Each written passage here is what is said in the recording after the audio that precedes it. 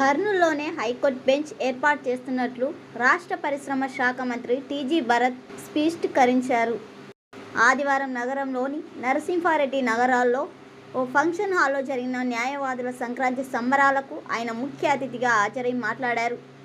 కర్నూలులో న్యాయవాదుల సమస్యల పరిష్కారం కోసం కృషి చేస్తున్నామన్నారు. హైకోర్టు బెంచ్ కర్నూలు నగరంలోనే ఏర్పాటు చేసేందుకు సీఎం చంద్రబాబు నాయుడు, ఐటీ విద్యాశాఖ మంత్రి నారా లోకేష్ సంయుక్తంగా ఉన్నారన్నారు.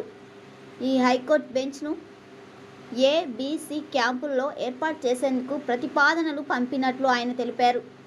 హైకోర్టు బెంచ్ ఏర్పాటు ఆషిమాషి కాదని, ఆ ప్రతిపాదనలు కార్యరూపం దాల్చేందుకు ప్రక్రియలు పూర్తి చేయాల్సి ఉందన్నారు. హైకోర్టు బెంచ్తో పాటు నగరంలోని నూతన కలెక్టర్ నిర్మాణం కూడా చేస్తామని అన్నారు. వైసీపీ నాయకులు తిరుమలలో మద్యం బాటిళ్ల పేరుతో కుట్రలు చేస్తుందని, ఆధునిక టెక్నాలజీని ఉపయోగించి ప్రభుత్వ వాస్తవాలను బయట పెట్టేందుకు తెలిపారు. ఇకనైనా వైసీపీ నాయకుల చిల్లర చేష్టాలు మానుకోవాలని హితవు పలికారు.